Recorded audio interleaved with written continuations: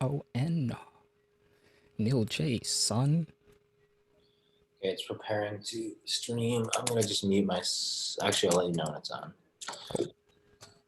I'm checking on my end too to make sure. Okay, it's preparing to stream. Say that again.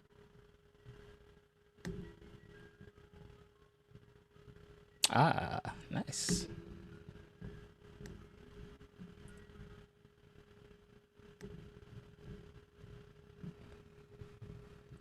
All right.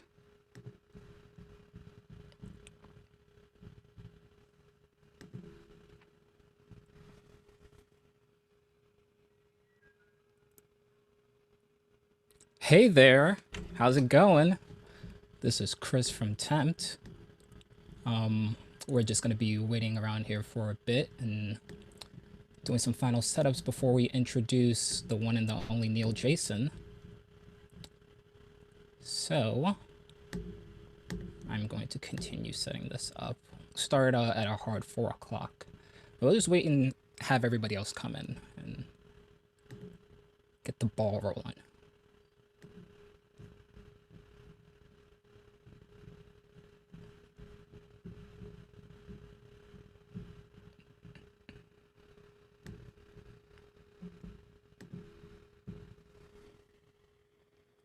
Party people.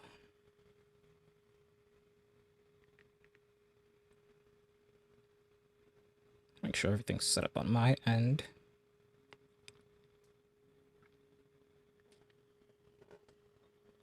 Hello, hello, hello. How's it going? If you're just joining us, we will be starting at 4 o'clock, where I will be introducing and talking with the amazing, undisputed champion of champions when it comes to session musicianship, Neil Jason. Stick around for a bit. How's life in America? Oof.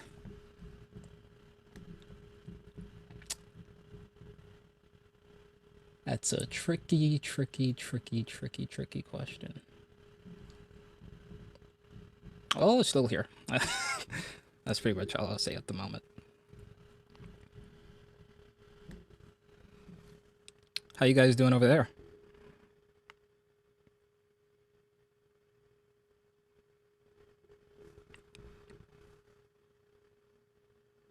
Oh, I'm sorry to hear.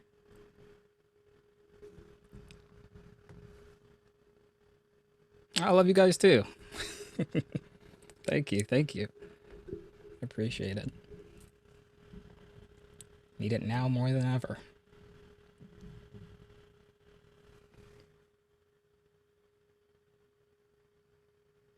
All right, so we're at the 3-minute mark. Just doing the last couple minutes of checking, refining.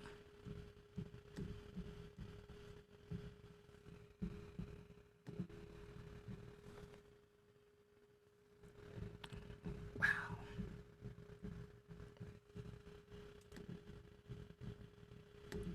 I actually can't wait to have this conversation.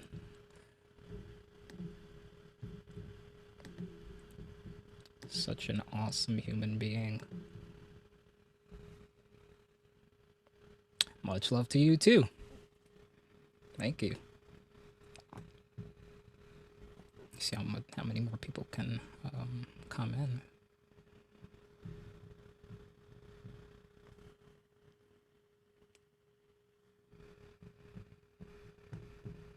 Okay.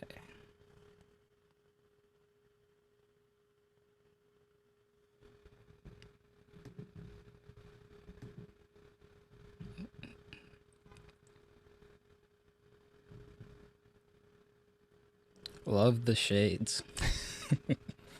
Thank you, thank you, thank you. Appreciate it. Well, we might talk about that too. I believe Neil is a shade person as well.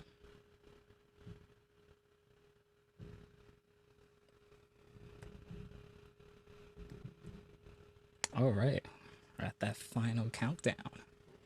It's the final countdown. Ba-do-do-do.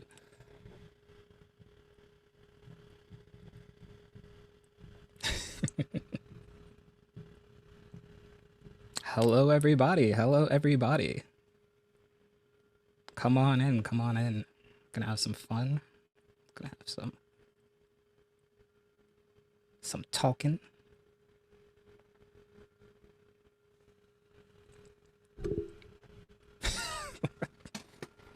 Is it possible not to sing that?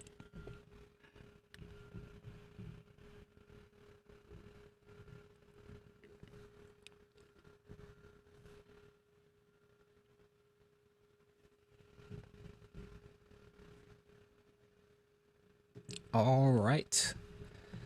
Ladies and gentlemen, welcome to TED Talk.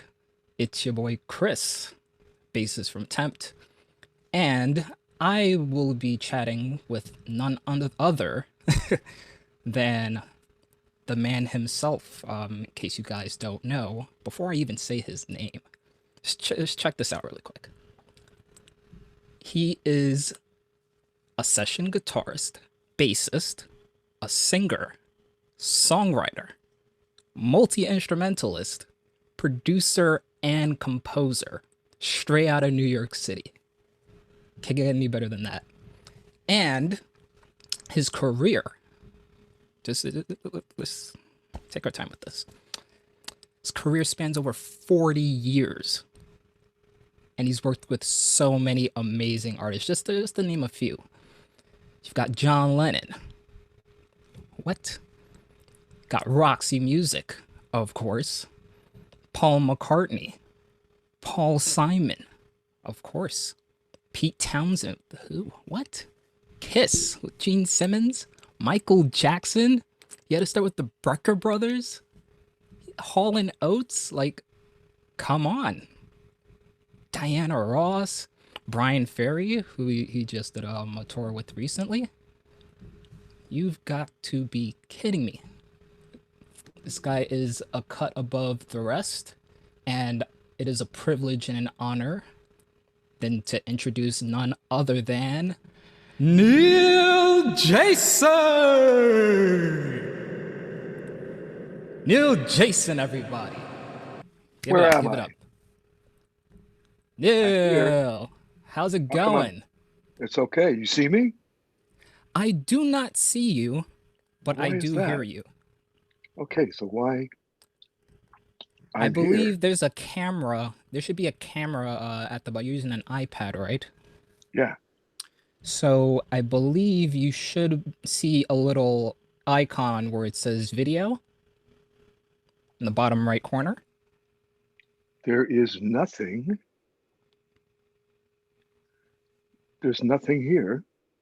It just says it's my iPad. I see you wonderfully, though, Chris. Let me Thank see. you. Switch to gallery view. Oh yes, that may work as well. No. Okay, Do you so do you happen to see a little microphone I in see a microphone, and that's on. and do you see a And little video icon next to it? There we go. Nice. We have none other how are you, than Chris? Neil Jason in the house. How you doing? I'm doing fine. Thanks so much, man. Sorry. Just No, trying no, to you're good. having one of those days, you know. I feel you. We all have it, but How are you glad how you're are you here. doing during this? Thanks for inviting me today. No problem. I'm just kicking it, taking it one step at a time, Good. practicing all that good Yeah, stuff. same thing here. Just Nice, working on awesome. different stuff. I feel ya. So how about we start off with, if I didn't mention in the intro earlier, I don't believe I did. Of all the accolades that you have over the course of 40 Do years, I? uh, man, it spans. But I want to touch on really quick, you being the entrepreneur that you are. You recently have ventures with a company called Sea Moon Effects. where Yes. you've released Uh, a line of pedals. well, Care to talk first one. about that real quick? Here's the first one that came out. This is the Nice. Sea Moon Funk Machine, and this got released a couple of months ago, and people are loving it. This is something I built to replace the original Sea Moon that I used to use on a lot of recordings that um, wasn't made anymore and was not really like roadworthy. So I've wanted to do it for a really long time. And I tried it a couple of times, but never worked. Um, this one, spent a couple of years working on it with my two partners, um, Jack Thompson and Ben Fulton, and we nailed it. Finally nailed it. It's exactly what I always wanted. It sounds exactly like the recordings I used to do. And this is the first in a line of Sea Moon pedals that will be coming out throughout the rest of the year as factories reopen and people start going back to playing. But yeah, I had a really, really great time working on it and demoing it in the field while I was on tour. So I knew it would do what I wanted it to do. And um, it seems that the public is enjoying it immensely. A lot of bass players have called me and told me how much they dig it. So thanks for asking. Yeah, I'm really grooving with it. Oh, absolutely, no problem. It sounds killer. It feels killer. It looks killer. Yeah. Where do you know we can find those pedals? Are they mass released? Do you guys Yes. have a website? Yeah. If you go on the website Sea Moon FX, the letters FX, seamoonfx.com, um, you could buy directly from the website, but it also lists, uh, 10 or 20 stores that it's available at. Um, and they're all very, very quick to send it out. And yeah, I'm very thankful to all of the big music stores that picked it up and are supplying all the musicians with it. Um, but you could get all that information right on the website, Seamoon FX. Awesome. Thank you so much. If you guys didn't hear again, it is Sea Moon FX. And that is amazing. Now I wanted to ask you, being that we know that you got your start with the Brecker Brothers, you've gone on to do a multitude of things. One thing I wanted to take a deep dive in is Avalon.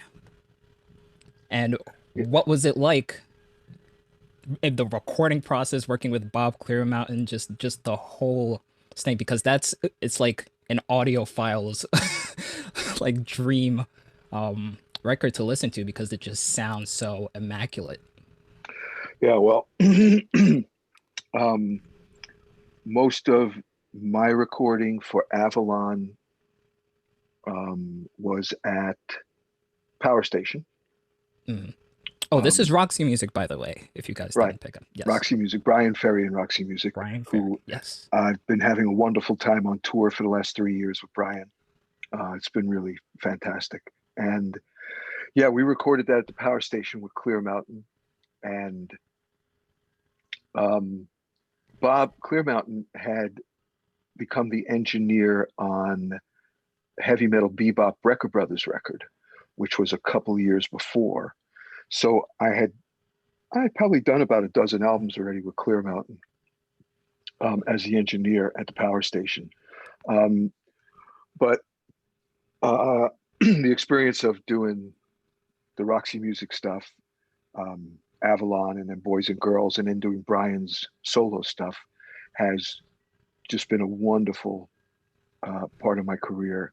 Um, the band was fantastic, Roxy Music, and Brian as an artist, um, just magnanimous to work with, great ideas, and you know, giving Clear Mountain enough free reign to come up with just incredible sonic landscape. And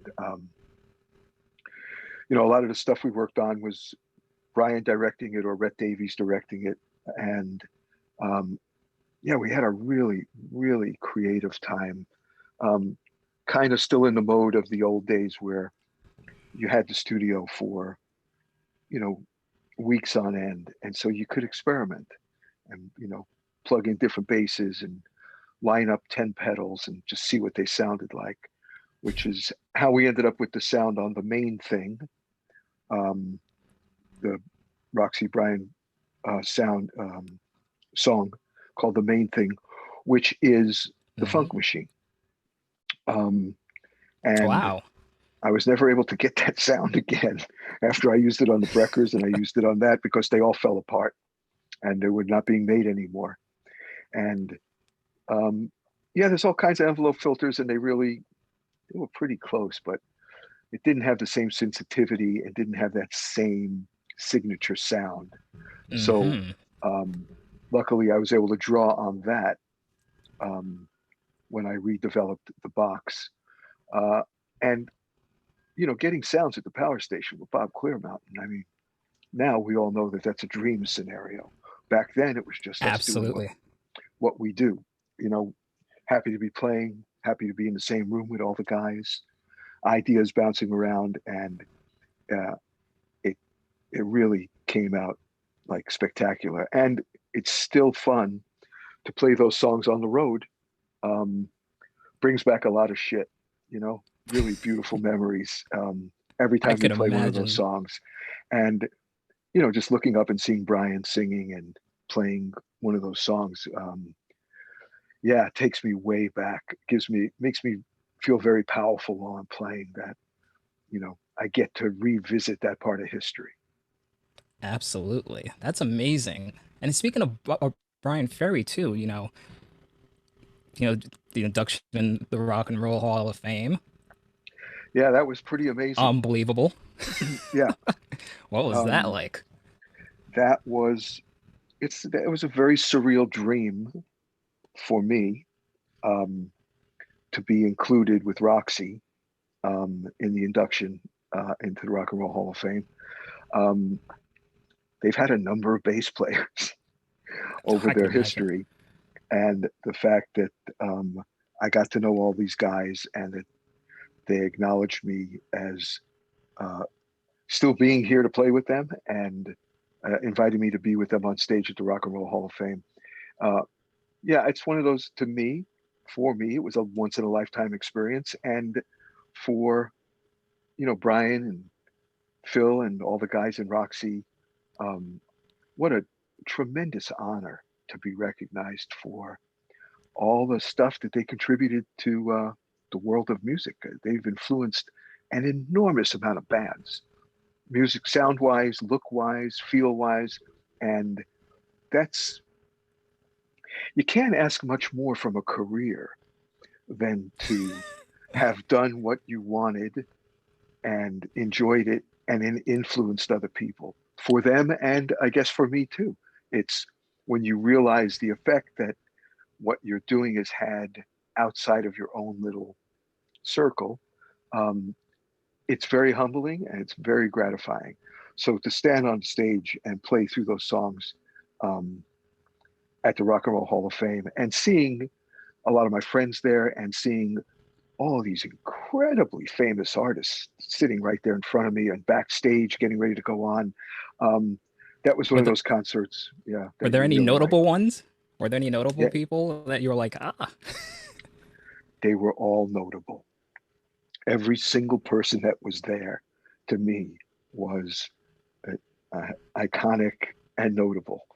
The people that were being I see. um, the people that were being inducted, as well as the people in the audience. I mean, Brian May was sitting in front of me, and Paul Oh, Schaefer was there, and the guys who run the Rock and Roll Hall of Fame, and uh, guys from Stevie Nicks was there, and Janet Jackson was there, and uh, just a lot of iconic people, and um, guys from other bands that I'd played on their albums, and it was just nice to see everybody. And um, you see that many people celebrating in a stadium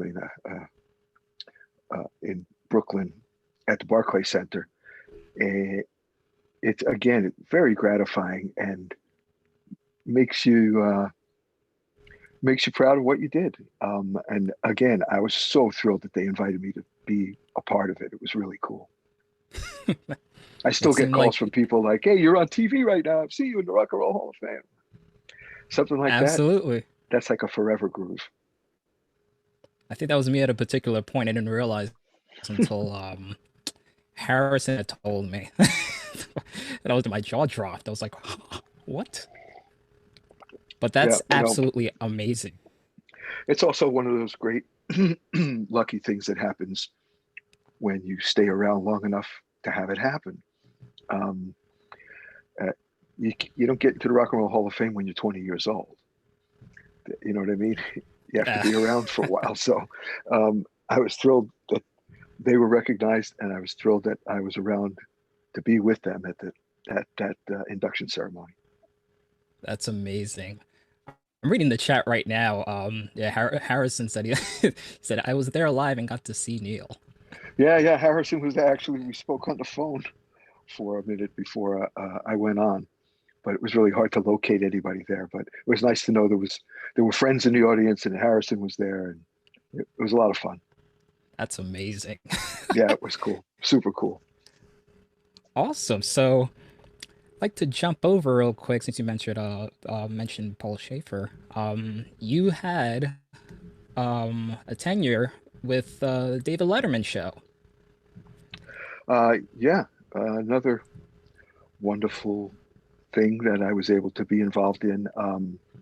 Will Lee, who was the bass player for Paul Schaefer and the World's Most Dangerous Band, um, unbelievable bass player and a really, really good close friend of mine.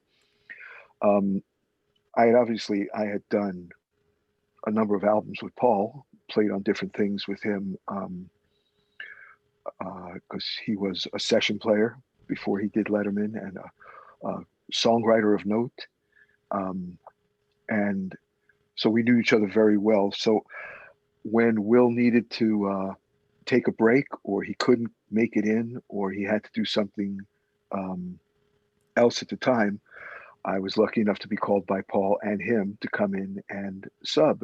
And sometimes it would be weeks at a time, sometimes it would be a couple of days, sometimes it would be a month, depending on what the situation was. But again, that's what a great band to play with. Holy crap. Those guys were, I mean, they played every single day like animals, and they knew all of the songs perfectly. So stepping in from the outside, um, I didn't feel the pressure of being on TV. I just felt the pressure of rising to their level, which was instantaneous for them because it was what they were doing every day. Um, and I got to do it Absolutely. for 34 years. I subbed for Will. So we That's did a lot of shows. unreal. Yeah, yeah. I mean, the fact that the show ran that long, and then I got I mean, I was pretty much there every year, even if it was only for a small amount of time. But it was wonderful to be recognized by those guys and be asked to play, and incredible to play with those guys. I mean, you know, from the even in the first iteration with Steve Jordan on drums, um, Wow. was, you know, Hiram on guitar, Hiram Bullock, may he rest in peace, and um, Absolutely. it that was a monster band, and then it morphed over the years. You know, a couple of different people here, a couple of different people there, until it landed on the final iteration with Anton Fig on drums and Sid Uh, McGuinness, and then they added Felicia Collins. Um, just yeah, a fantastic playing experience. Paul is one of the best band leaders I ever worked for in my life.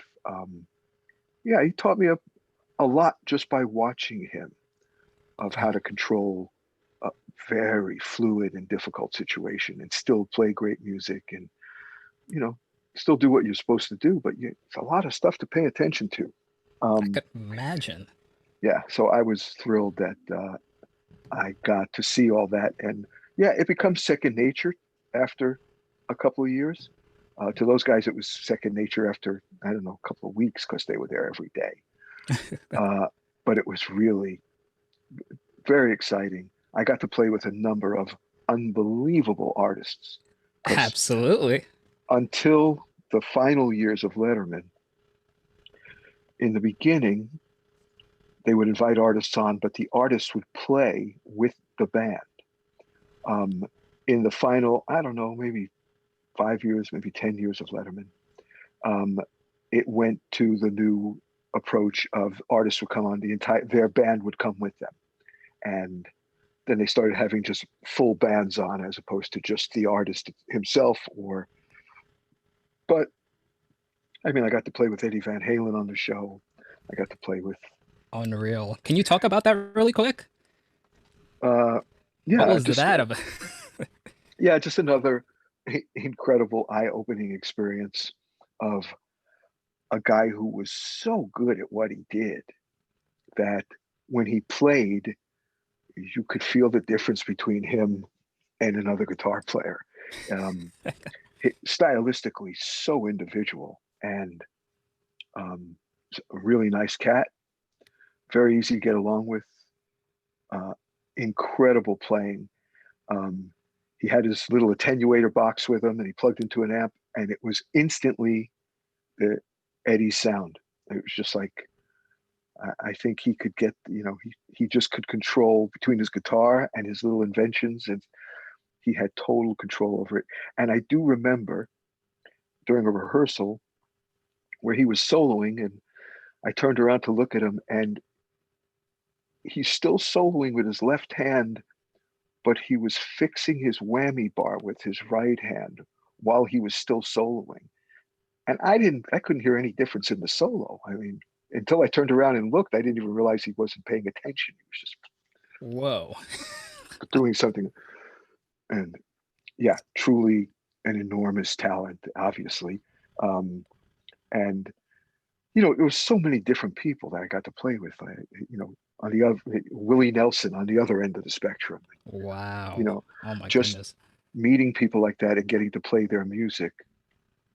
Every time you play with somebody else, you learn something else. You learn a little bit more about your playing.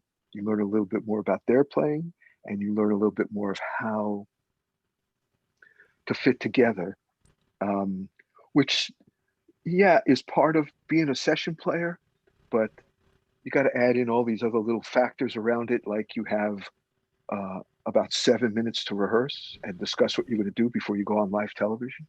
Hmm. And it's a very high level professional situation, and you get to appreciate the position you're in and really enjoy it, because that stuff doesn't come around all the time. It's not forever, as we could Exactly. see. And you never know what artist it's going to be. So everything you could learn, everything you could pick up from a country artist, from a Latin artist, from a hip hop artist, from a pop artist, from it, it's it's transferable to your instrument, and it's transferable to your working with your own band and writing songs, and just to see other very high level operating pros and how they're getting about it. Um, And Sometimes it goes inside and it helps later that day, 10 years from now. You don't know when it's going to come in handy, but it definitely does. and I'm super glad that you touched on that being transferable not only to your playing and working with other artists, but also, in a recording situation. Um, and I'm curious as to what was it like getting requests or working with other bass musicians, because you've been on Kiss records. You have like Gene Simmons. You've worked with Paul McCartney, of all people. Yeah, What's it like being a yeah, bass player, having a yeah, bassist call you? that was very interesting situations. Because when you first get the call, are you sure you're calling me? Because doesn't Gene Simmons play bass? Why are you calling me? Um, with Gene, I had played on Peter Criss's solo album, um, and I guess I was in the loop as far as guys that they were using to play on certain things. And Gene decided he just wanted to play guitar and write and sing on his solo album and not play bass. So I was the lucky recipient of being invited to play.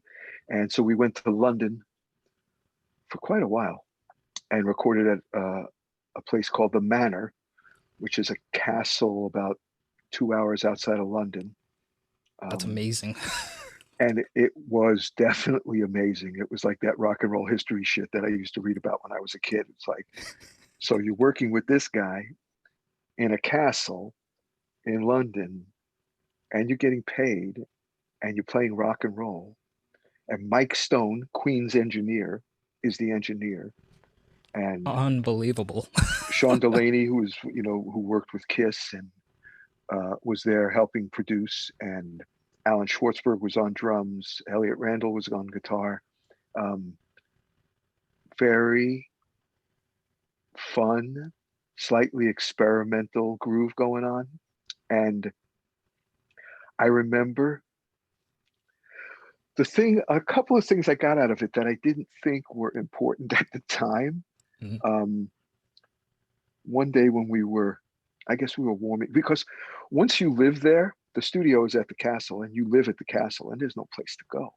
So hours become meaningless, days of the week become meaningless, and recording at night, recording during the day, it didn't matter. You just, whenever everybody wanted to record, you record. We were just running. Gene wasn't even there yet. We were just messing around in the studio, I guess, getting sounds, and I started doing some crazy slap shit. I was just warming up or whatever, and Gene walked in and he said, "No, we'll be having none of that crazy shit on here. This isn't a fusion record." And I was like, okay, I was just warming up, man, just warming. And I realized that kind of noodling, which a lot of us did on a lot of sessions, you just start playing your craziest, like showing off for your friends or just warming up, whatever it is, that's kind of like breaking the vibe of what you're trying to do. It didn't cross my mind at the time that I should be immersed in the feel, style, and groove that we're working on at that time.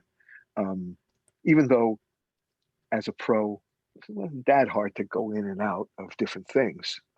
It's not like if I played a Latin tune, I wouldn't be able to play rock an hour later. But Exactly.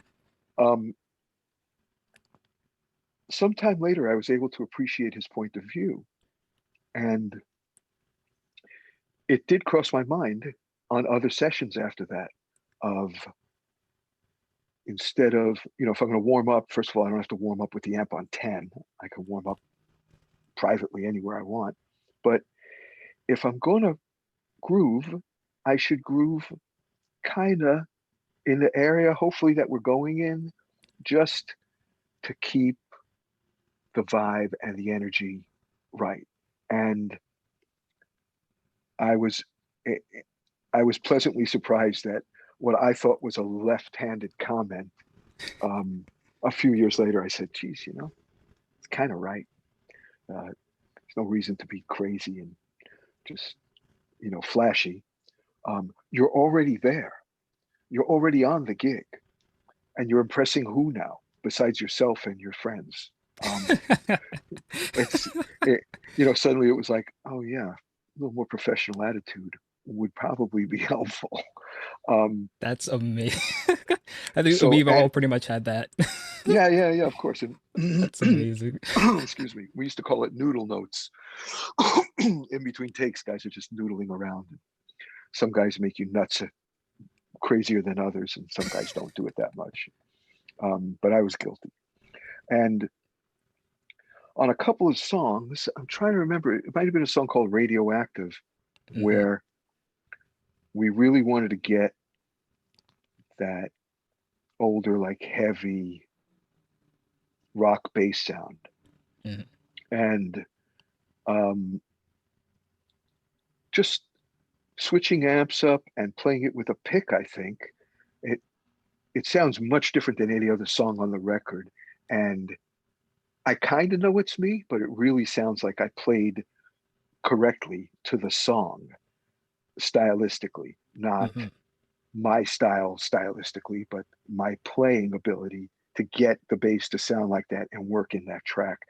Um, and there's a number of different tracks on that record that I did play much simpler than I normally would have, and with a different type of sound that I normally would have, but it was totally in keeping with the style of record, with the songs that we were doing, and the style that Gene was trying to create. And again, it was a lesson that I kind of already knew Hmm. of. The important part of the bass is supporting the song. Um, if you want to be Jocko, you do a solo album. You want to be Stanley Clarke, you do a solo album where you play in Return to Forever. But if you're a session player, the the idea is to be supportive of the song and the artist and stuff your ego someplace else because it doesn't really have any meaning in that situation. Your playing ability, your ability to translate what they're giving you or asking you to do, that's the most important thing. Some guys would give out a chart and you play every single note on the chart. That's great. Some guys give out a chart and they say just use it as a guide. And so you screw around the chart a little bit. And some guys hand out a chart and it has a C chord and an A chord and a G chord. Yep. And that's it. And now you got to invent. How do you invent? You listen to the drummer. You listen to the song. You listen to what the artist is saying. You listen to what the producer is talking about with other people. And you try and make it so that you're inside the song, supporting the song. And you and the drummer can make a statement that makes the song stronger.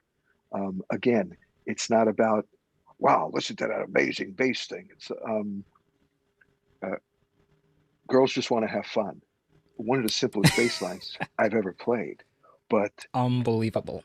it really works good. Um, Cindy Lauper.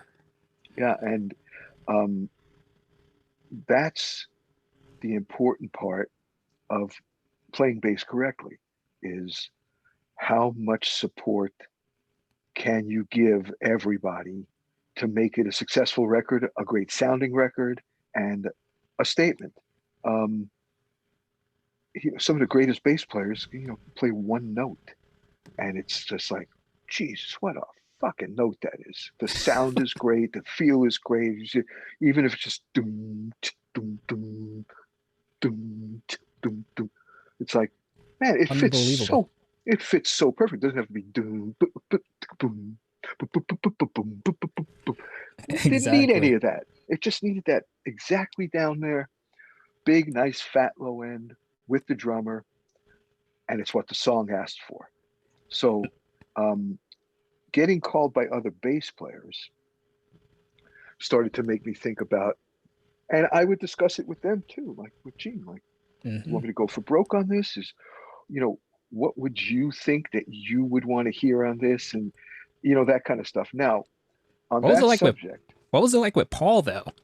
okay, so going on to that subject, uh, working with Paul McCartney. First of all, there's nobody alive right now in this time that doesn't know who Paul McCartney is. And there's no bass player my age who, didn't grow up on Paul McCartney. Stylistically, did I grow up on Paul McCartney? Not really. I grew up on the Beatles. Hmm. In fact, I was a trumpet player and a keyboard player back then. I hadn't started playing bass yet when the Beatles came out. So I was more Ah, interested in the songs and the band and what they were doing. Um, Not particularly that I wanted to be Paul. hmm. Um, I think we all wanted to be in the Beatles, but it didn't matter which guy I was. I just wanted to be in the Beatles. Um, so meeting Paul, and I was called to play for Paul by the late great Phil Ramone, who Hmm. was one of the greatest producers I had ever known, and just a great friend. I did so many records with him, and always had a great time. He really taught me an enormous amount about what it is to be a producer, which is kind of like being a director of a film. Um, but So meeting Paul, obviously, the first 10 minutes was devastating to me. You know, just to walk into the room and you go, "Oh, Neil Jason, so nice to meet you." And I'm like, Paul McCartney just said my name. So, you know, once you get through all of that, That's then unreal. right, then you can get down to the music because I mean, no matter what I said, that's Paul McCartney. It's Paul McCartney. Absolutely. So um, Paul was You, playing keyboards and guitar hmm on this press to play record, and me and Jerry Murata, the drummer, were called in to play on a number of cuts, and then we got to go shoot some videos. We went out for a couple of weeks after, um, Nice. kind of like a little mini road groove. Um, but the story I was trying to get to about Paul McCartney was we were talking about discussing with the artist, like, you know, what feels right in this song, what might be good, because he's a bass player. You know, I don't want to take it someplace where it shouldn't go, but I was pretty good at always keeping it correct. But there was a Mhm. song that we were doing, and we had already gotten through a couple of things great, so I wasn't in fear of my life anymore as far as talking to him. Um, that was a song that we were having difficulty every time we got to the bridge. I can't remember exactly what the problem was, but at some point, I just couldn't think of anything. Anything I thought of that was simple sounded like I was just not sure that I was just, you know, okay, I'm just going to play a C under the C chord and stay there because I don't know what to fucking do. Um, and no, I don't want to imitate Paul McCartney because that's not why Paul McCartney brought me in. But hmm I can't figure out what to play. So I go over to the piano and I sit down next to Paul, who's working something out. And I said, "So we're all having the same problem when we get to the bridge. So, got any thoughts about, you know, when we first hit the bridge, where you'd like me to go with this? And should I power it through? Should I, you know, whatever I said?" And he was very frustrated with whatever was going on at the moment with the keyboards. And he turned to me, he looked at me, and he said, "Well, if I knew that, I'd bloody well play it myself now, wouldn't I?" I went, "Ooh," like I felt like Wow. the kid in Home Alone. Like, I was Yeah. like, "Oh yeah, oh yeah, oh yeah, yeah. No, I know exactly what to do. Yeah, got it. Yeah, sorry to bother you." And I went back to my chair and I go, "Jesus Christ, the hell did you just say?" Oh So my goodness. you realize that, I mean, we're all so involved in the music that this is, I mean, it affects us physically and It's like a emotionally, weighted hand just pressed on you. and and I realized that he was again giving me that latitude of, "You're the bass player. Let's figure it out. Not, I'm going to figure it out for you." hmm Um, I was like, hmm, okay, another little life lesson uh, learned from the great Paul McCartney. And I got to see Paul play on a couple of different things and just fascinating. I mean, stylistically, so different than what I do, and hmm stylistically, so amazing at what he does because it's who he is naturally. He plays the song, he doesn't play bass lines, he hmm plays a song. And again, it's nice to have that stuff reinforced to you as a bass player every once in a while to realize that everybody lives in the same zone. We're all really concerned about the music. We all really love the music. It affects us all the same way. And we feel it's important um, to be honest about what we play. hmm So to see Paul McCartney, who obviously had nothing to prove to anybody at this point, I mean, God's pressed to play. He must be 10 albums after the Beatles already that he's already done. Um, and that he's still so concerned and so into the music. It's inspiring to know that, so that feeling's not going to leave. Do you know what I mean? It's like, I'm not going to get older and be jaded. How could I be jaded if a guy like that is still so having so much fun and so concerned about his Absolutely. music? And he proved it to me a million times when we went to shoot videos. We shot a video for this song called Stranglehold, which I recently saw on YouTube. Very embarrassing for what I looked like in the 70s or 80s, whatever, 90s. But you realize that his musical history is very natural. Everything he did seemed natural. And I very rarely, to somebody that famous to be so unaffected, freaked me out that he was just the sweetest guy. And he knew he was Paul McCartney, but he didn't. I don't know. I sometimes thought, well, if I was Paul McCartney, I'd act like Paul McCartney. You know, like, hey, I'm Paul McCartney. He was just the sweetest guy. And we went out to do this stuff, and Linda, rest her soul, his wife, was with us then, and the kids.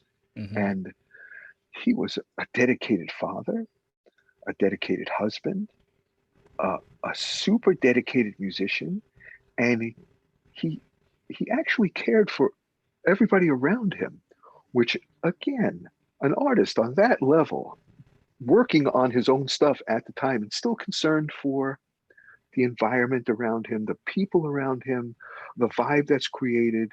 And I could see how you could do that for a little while. This guy has been doing it forever, and it never changed.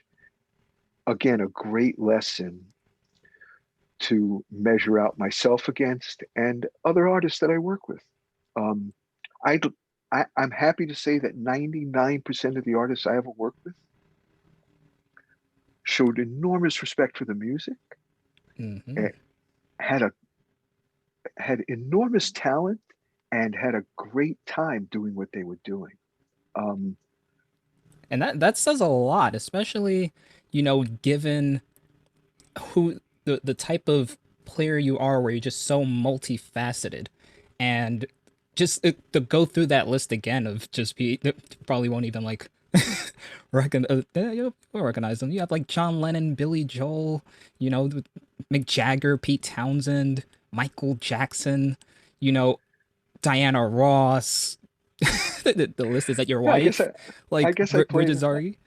Yeah, I guess I played with a couple of people. Yeah, you even worked with Pavarotti. Yes, I did. Phil Ramone invited me out to Italy to do Pavarotti and Friends, and we were there for, I don't know, 2 weeks. Yeah, recorded a concert. Another incredible experience. Here's Pavarotti. I mean, my God, the world-renowned opera singer, inviting everybody to come and be his friend. Very dedicated to the beyond dedicated to the music itself, not opera music, just music. Holy. He felt no compunction that everybody had to be in his arena. He wanted them to be in their arena, and he would join them. So, you know, Barry White was there, and he sang with Barry White. And, oh my goodness. Yeah, everybody who was there, he just a magnanimous, unbelievable guy who literally the seas would part in Italy when you'd walk with this guy. I mean, just people would genuflect in front of him as he came by. It was Pavarotti. Absolutely. And we got to do the concerts in Modena, which was his hometown. And again, just a sweetheart. We finished rehearsing one day, and he said, I want the whole band, we go to my restaurant. We're going to have the dinner. He sent cars to pick us up, took us out to the countryside where he had a restaurant, and they served us like just incredible Italian fare, like one thing after another. And he comes by to check how you are. And this is Pavarotti. He doesn't have to check on me.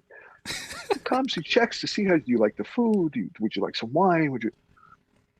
I mean, these are people who are enjoying their careers, enjoying the music, and enjoying the people that they've invited to share it with them.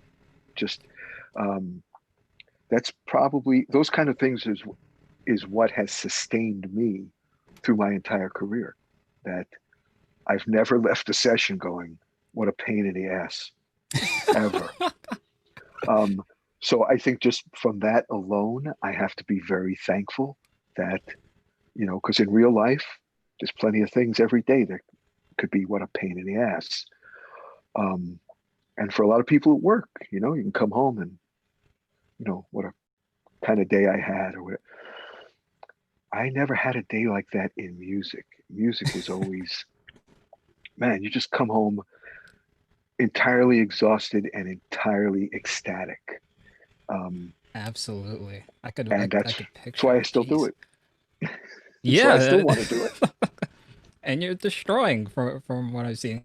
And I'm interested in wondering too, just to jump off. Oh my goodness, we only have like 60 minutes left. Time's flying so fast. That's But great. I wanted to know, being that you've worked with just so many of these artists, how did you go from that to working on literally the soundtrack of pretty much my generation and the generation after, the soundtrack to their lives as far as Pokemon's concerned?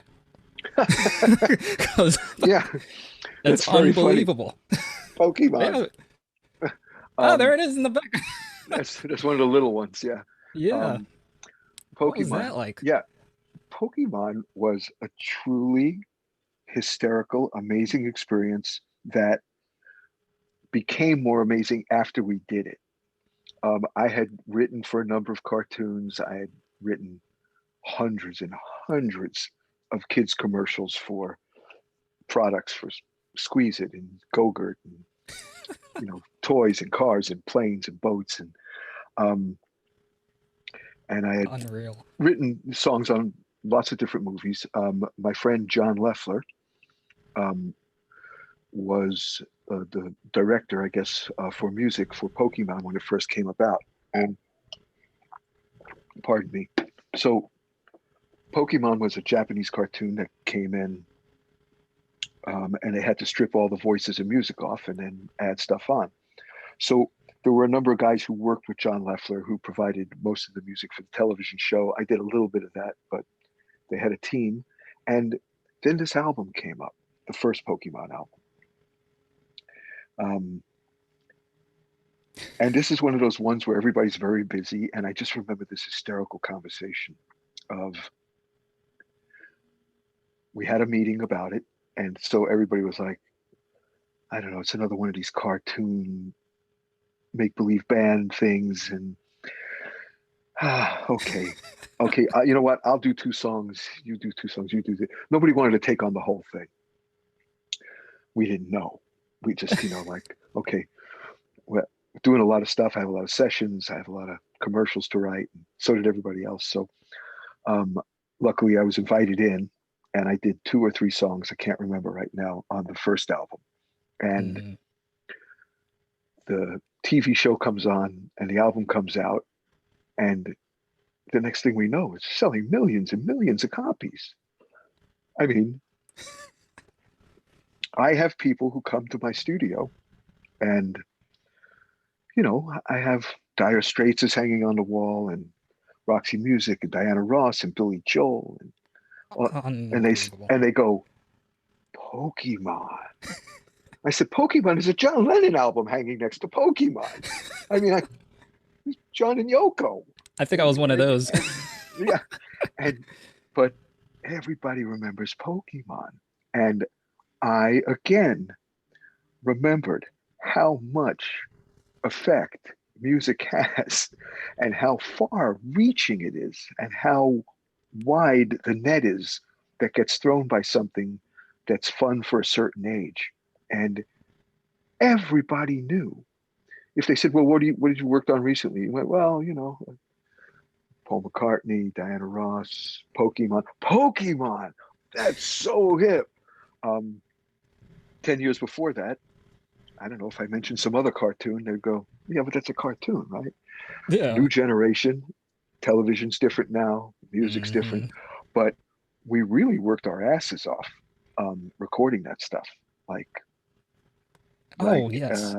we Absolutely. did not lay down on the job because we thought it was a kid's cartoon. We got very, in fact, I did a lot of research when it first happened because I wanted subjects that would make sense to the kids that watched the show. So Hmm. I watched an enormous amount of the shows, that ones that weren't even out yet, and read through all the books and the maps to get the ideas for. That's why I wrote a song called Viridian City, because it was an Hmm. important city in the Pokemon world. And so I wrote, and I decided I liked Pikachu so much as a character that I wrote the song Pikachu. And That's before this was unreal. popular, yeah, before this was popular, you don't realize like, wow, the song Pikachu. It's like I meet kids now that know they could sing the song to me, and that's that freaks me out.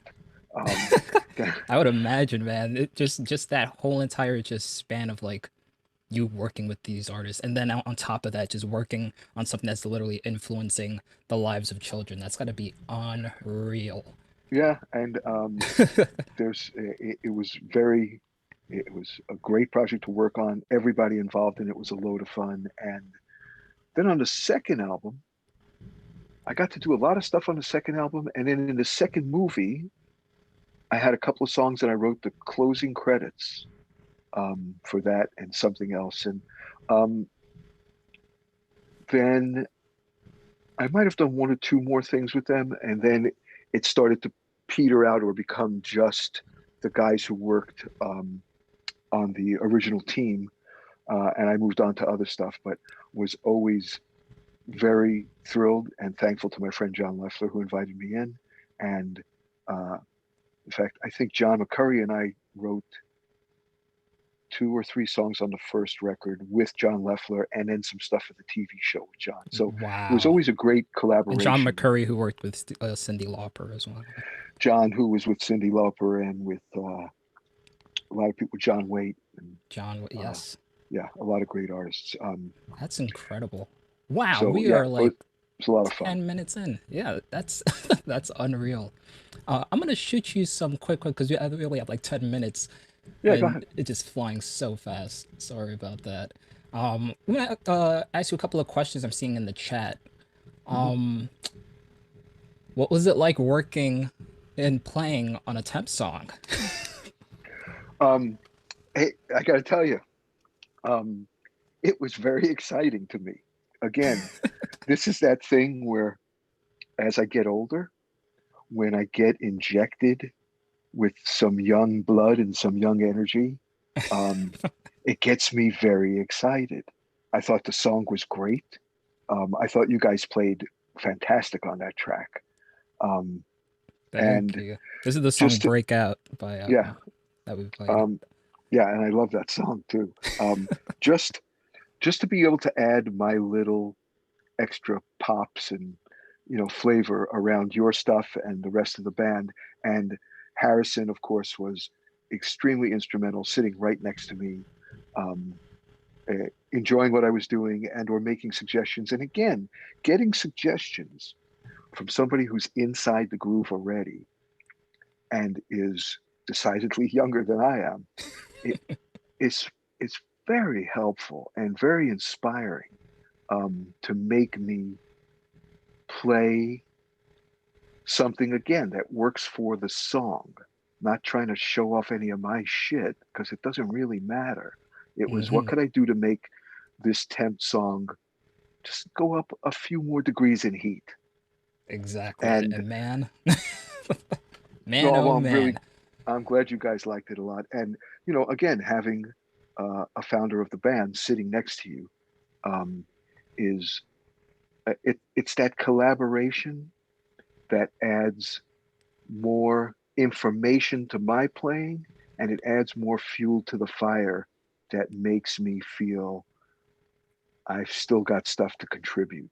Um, it's great to get outside influences that push you a little this way, push you a little that way, and then you do what you do, but you do it aimed at the song with the direction of the guys who wrote the song, the guys who lived the song. Yep. Um, yeah, I had a great time, and I think Tempt is one of my favorite rock bands. And as soon as this COVID stuff is over, I'm sure you guys are going to be a household name because there's not that many bands that Oh, play like you guys. we seriously hope that, and Remember that for the Tempt, fans they're too. coming to your town. City near you. Thank you so much, Neil. That's amazing. We have a couple more questions here. Yeah. This question from Leslie. Uh, is there someone you've always wanted to work with but haven't gotten the chance, or just didn't get the chance at all to work with? Um, I would say there's only a couple thousand people that that I would wanted to work with and never got a chance. Um, I mean, hell, you can't play with everybody. And there's just Said it so best. many. Yeah, there's just so many great artists. And I mean, some of the people I wanted to play with were just other musicians that I never got to play with. Like I never got to play with Phil Collins on drums. I would have loved to play Oh, with Phil Collins, oh my but goodness. didn't that didn't happen. There's, you know, the list is so deep Hmm. of, I would have loved to play with Ringo Starr, but it didn't happen. Um, would have loved to play with, I don't know, just so many of the great bands that exist. I would have loved to have played with George Harrison when he was alive.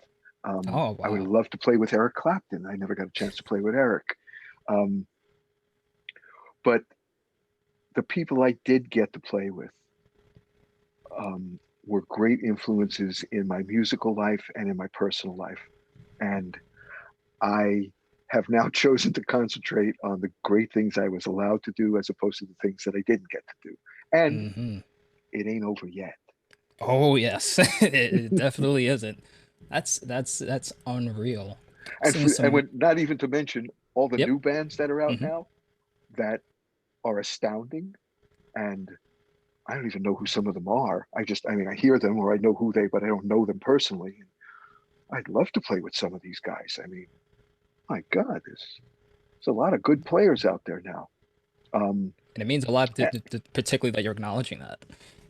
oh no, I mean, I hear bass players doing stuff that, I mean, I know we were slapping 40 years ago, but there's there's there's little kids taking this to a whole nother level. There's guys like you taking this to a level that I didn't even bother with Oh man. 40 years ago. Um, I'm just, I'm so thrilled to see that and to think that I might have been this little piece of a building block that helped some guys go there. Whether they know it was me, they didn't know it was me.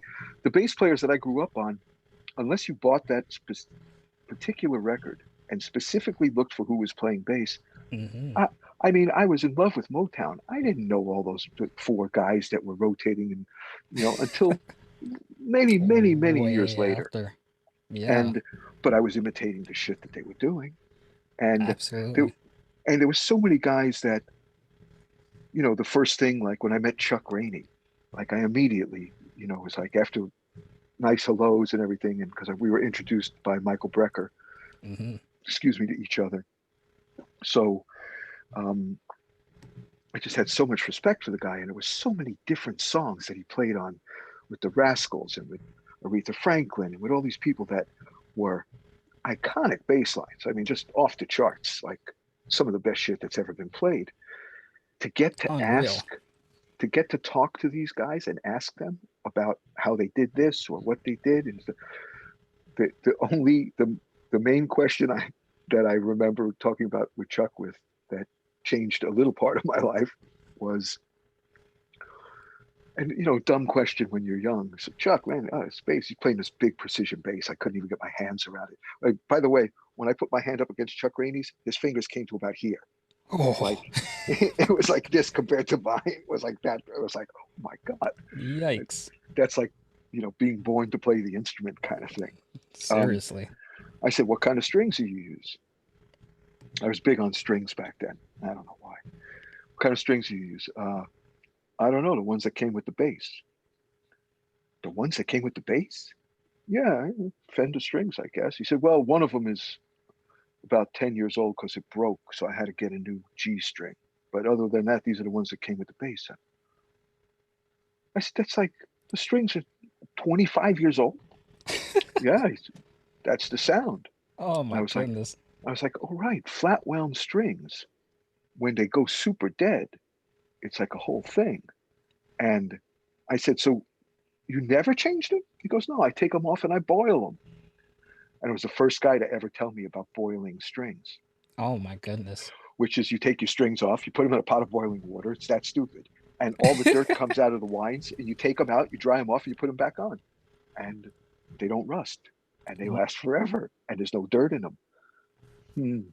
Um, that's the Words kind of of stuff. wisdom. Yeah, that's the kind of stuff that, man, you can't learn that in a school. You Oh just my can't. goodness. So That's amazing, Neil. I try and make use of that with everybody I meet, whether they're a young cat that has a different type of bass than me, and I just want to know what it's about, or an older cat that I've been copying for years, and I just want to thank them and find out if I've done it good. Oh man. Oh, look at man. We are running out of time, unfortunately. Yeah, it's been a But pleasure. I did want to touch on really quick. Is there anything else you're working on currently? I know you have a project that you're working on with your wife. Yes, You briefly mentioned that. we're finishing my wife's third CD, Brigitte Zari and her big band. Just fantastic stuff in the realm of Sinatra and Tony Bennett and all the great jazz singers. She's she writes all original material, and it comes from her soul. It sounds like the real deal. Sounds like the old days made new again. So thanks for asking. Yeah, we're finishing up now, and it's going to be fantastic. That's beautiful. We cannot wait to hear it. And Thanks. again, your product from Sea Moon Effects, the Sea Moon Funk Machine. Yep. Um, Check out the website, ladies and gentlemen, seamooneffects.com, is it? Yep. Yes, awesome. Neil, it was an honor and a pleasure. I wish we could speak so much more, maybe off camera, but it's an honor and a privilege to be talking to you. Thank you so much for giving me a call, and I wish everybody to stay safe and stay well until this thing passes, and keep playing because that's what keeps us young. Words from the wise. Take care, Neil. See you, Chris. Bye, everybody.